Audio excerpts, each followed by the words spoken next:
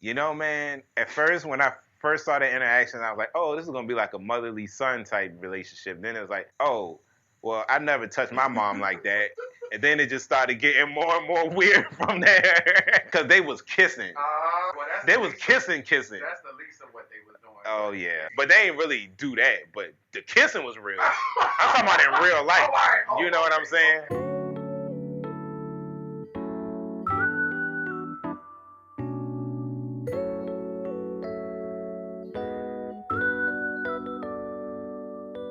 What's up? Welcome back, y'all, to another episode of Cinecism. I'm Eric. It's your boy Dante, man, and today we're going to be doing a review on Ozark Season 3. Where to begin on Ozark Season 3? They own this casino, which is doing very well in the Ozarks. They're getting a lot of customers. They're using the casino to launder money for the cartel. In doing that, we get introduced. Well, we met her in the previous season. The cartel's lawyer, Helen. She has a much bigger role this season. Yeah. Much bigger.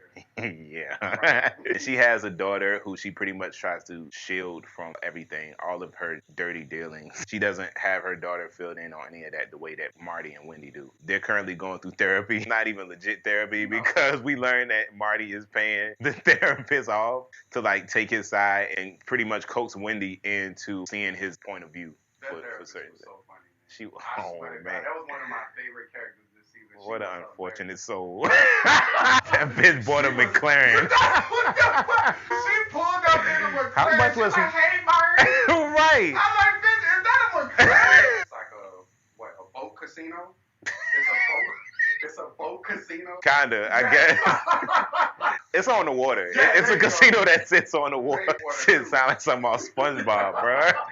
Last season, Helen was kind of a character that we saw every once in a while. This season, due to some of Wendy's new ambitions, she has moved to the Ozark, so she's a main character this season. We see her a lot. She's trying to purchase yet another casino from these older folks. We get a lot of back and forth with the older couple. During this whole time, Marty is trying to, of course, undermine Wendy because he doesn't want to bring too much attention to them by purchasing yet another casino. He feels like what Wendy is doing is getting them deeper into dealings with the cartel. Right. What they do right now, I mean, of course, they're involved, but they're not in too deep. Wendy pretty much keeps trying to burrow them deeper into inner workings with the cartel, which is just ultimately not safe. The cartel that they work for is in the middle of a drug war with another cartel. Yeah. So, I mean, it's really not the time to be expanding business. So you got Marty, played by Jason Bateman, who is always funny. He got that subtle comedic timing, man. He always lands it perfectly. He's running the casino alongside with Ruth. Him and Wendy, per usual, are having marital problems. More importantly, they're having business problems. His whole agenda this season is to try to undermine what Wendy is doing. She starts making some real big decisions on her own without consulting Marty. Decisions that could ultimately put their family in jeopardy. Marty reacts like anybody would. He bugs her phone this season.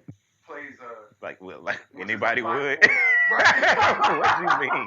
Like any concerned citizen. The FBI has actually infiltrated the casino this season. They keeping close tabs on everything that's going on in the casino. He's under immense pressure. A person that is sole job is to look for anomalies to make sure people aren't money laundering. Works right in his office with him. They're trying to money launder. Very hard to do that with the FBI literally in the casino with you. I thought Wendy lost her mind this season, but she's been gradually losing her mind. I didn't understand her mentality. Yeah. She seemed like she was way more reckless than she usually has been, at least in the prior season. Maybe she just wants to be more in control. The motivations behind it, I just didn't quite understand. And this is a cartel. You're not partnering with Walmart. These people are dangerous. They're in the middle of a war. They do make references to her feeling like she was losing herself. So maybe this is her attempt to try to gain back some individuality. Maybe. But bitch, you could join a spinning class.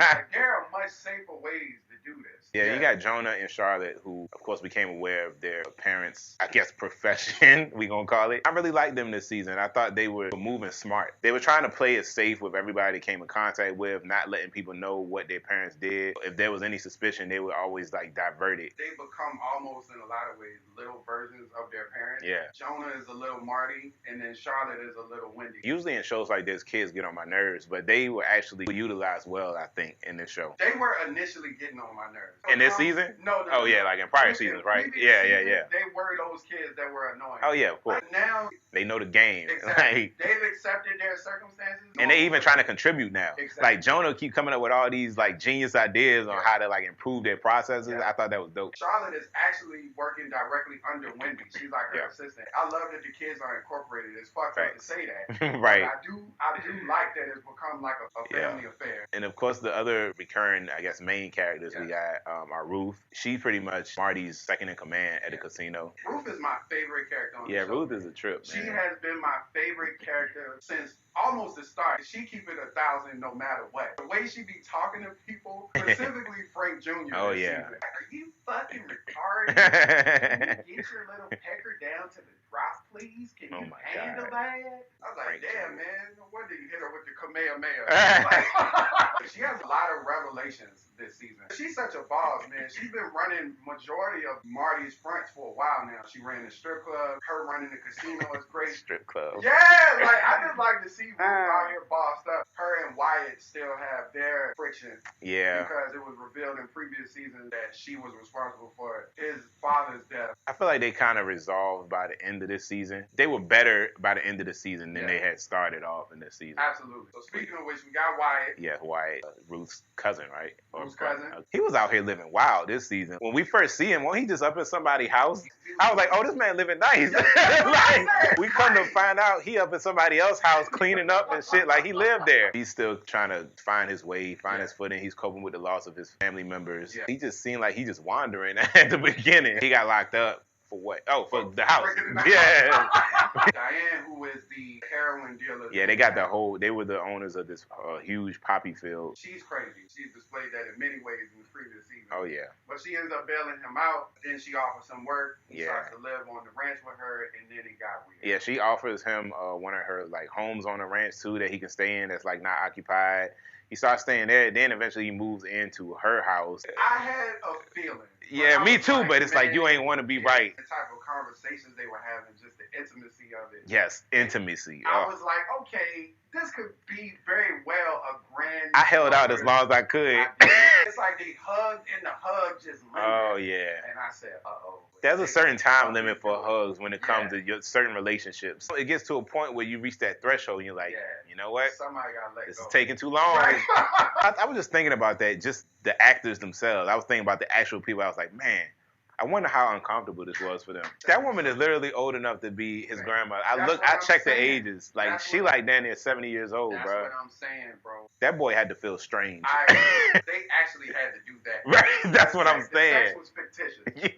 When he kissed that woman, she wants to replant the poppies. The last season, they had to burn them down because it was going to get in the way of the casino business. She's trying to restart her business up. She wants Wyatt to eventually run it with Ruth. Helen, who was also in the last season, has a much more prominent role this season. She was the direct connection between the Navarro cartel and Marty and Wendy. But she's also a low-key enforcer, too. She rolled with a goon. She kind of goonish herself. She got this very intense demeanor to her. You feel like she gonna fuck your shit up. She don't be playing around, especially when it comes to her daughter, man. No, she protects her at all costs. Okay, let's talk about her exchange with her husband. She didn't send goons to her husband to beat up her husband because he was fighting her about the custody of the kids or something. That's exactly what it was. Yeah. She was on the phone while he get beat the fuck up. She's like,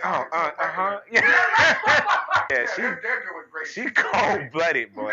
Then her daughter was like, did we ever find out who beat up Dad? She was like, no, when I know something, you'll know something. I enjoyed a lot of her scenes with Wendy. They got similar mindsets, too. Very much so. Wendy is not as ruthless as Helen is, but Wendy got her tendencies, too. This season, we get introduced to Brian, who is Wendy's brother. He seemed like a cool dude at first, but later in his initial scene, we get to see that he a little bit unhinged, which you gotta be to be in this show. Right. A little bit. He's got like very strong morals. It's just that he goes about expressing them can be a bit extreme at times. At the beginning of the season, he's a substitute teacher. teacher. I actually like that scene. I did too. The students gets, I guess they made a meme of her or something like a hurtful photo to the young girl. He collects the whole class's phones and throws them in a wood chipper that was outside. I applauded. Yeah. These kids. Yeah.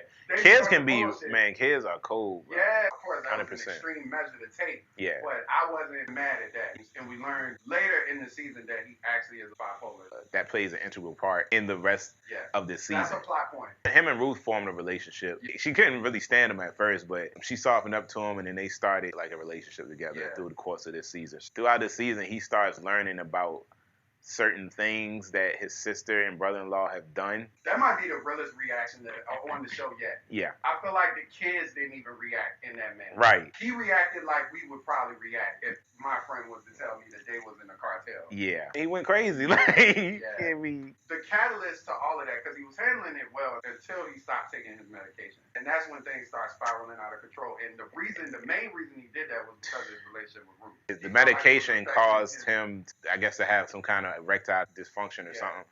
I mean, which any man, any man would stop taking the medicine then.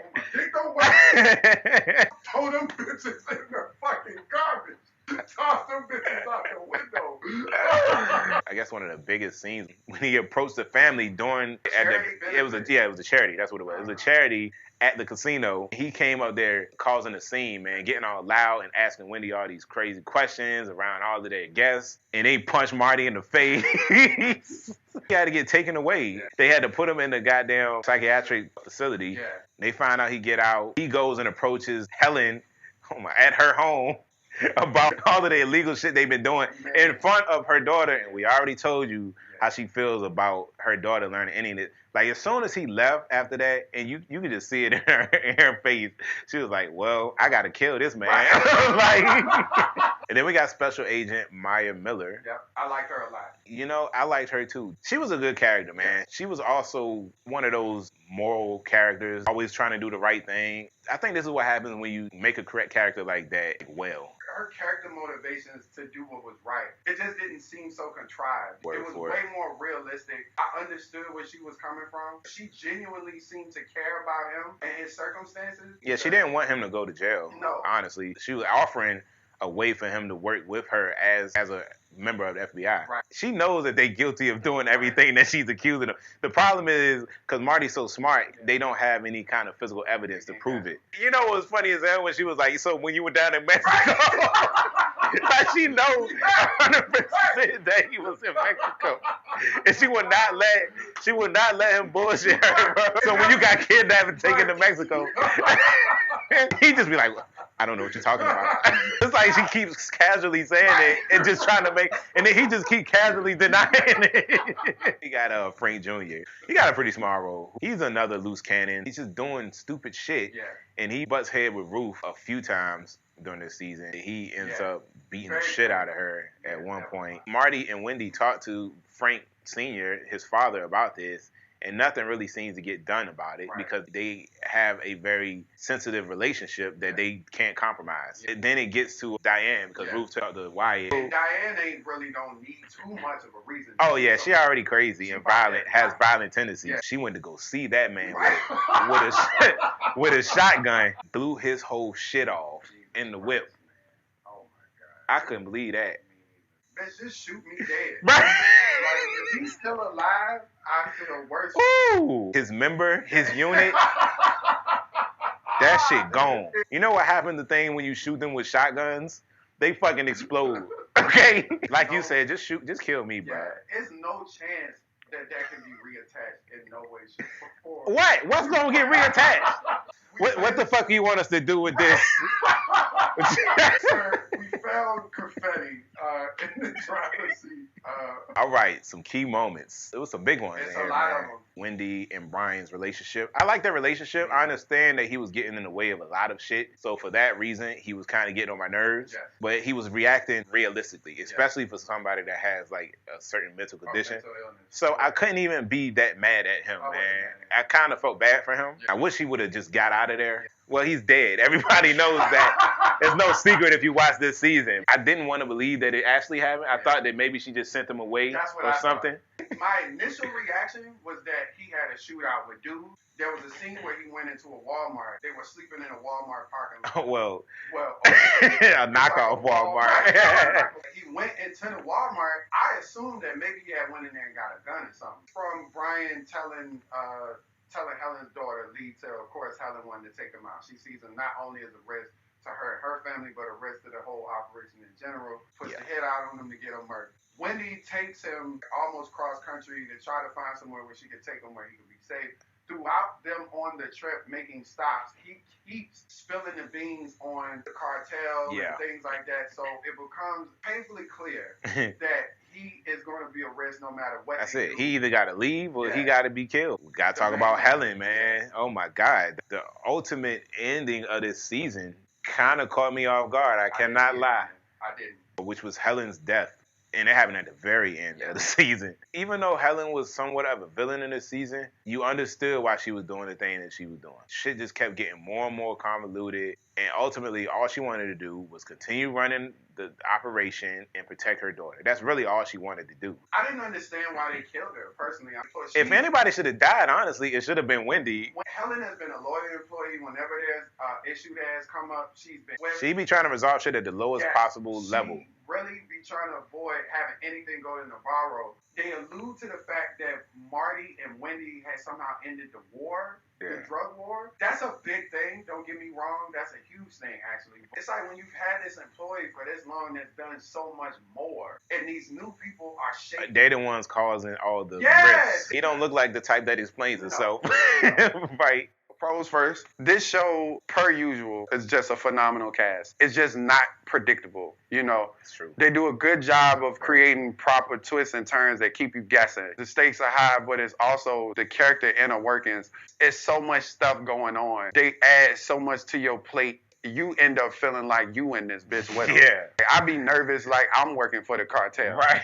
I love the character development this season. I like the new characters that were introduced in this show too. Like the brother, I love the dynamic he brought to the rest of the family. Agreed. Like when he first came, I didn't even know he was going to be there for the whole season. I thought he was just going to visit for a couple episodes and he was going to leave. That's what I thought. But I like the fact that he stayed. Me too. He complicated things. He did. What we got for cons? Like my cons for this show are nitpicky. Felt like this season they felt like they had to wrap it up and they had to do something dramatic, so they killed Helen. Aside from that, it didn't make much sense to me why they would kill her. I hope they elaborate on that a little bit more. The ending was my only gripe, and I didn't hate the ending.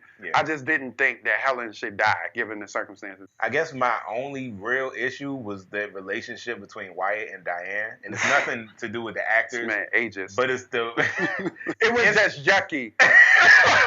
I didn't understand why there had to be a romantic relationship there. Like, she could have took him under her wing and showed him the game and everything. Just have been an influence for him. He could have just worked for her, and it could have been more like a motherly son type relationship.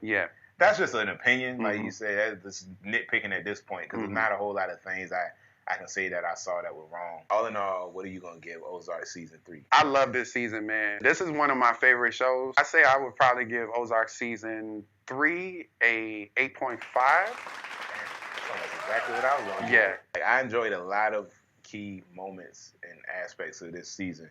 I thought it was handled well. I enjoyed the characters introduced this season. I'm just really curious to see where they're going to go with the next season, because I'm right set there up with some you, brother. Dope plot devices. Overall, I'm going to give Ozark Season 3. I think it's going to be a 9 for me. I was on the verge of a 9. I was right there with it. So few things I had issues with this season, man. Like, I felt like it was very well executed. So, yeah, I'm going to give it a 9. Thank y'all for tuning in to another episode of Cinecism. Yes, sir. Hope y'all enjoyed our review of Ozark Season 3. As always, don't forget to like, share, and subscribe. If you like what you saw here and you want to suggest anything, you can drop a comment below. Let us know. And then also, man, what did y'all think of Season 3 of Ozark? If you've seen it, did you enjoy it? Key moments that you enjoyed, some of your favorite characters, let us know, man. We'd be interested to hear what y'all got to say. We appreciate y'all, man. Yeah, we out. Peace. Peace.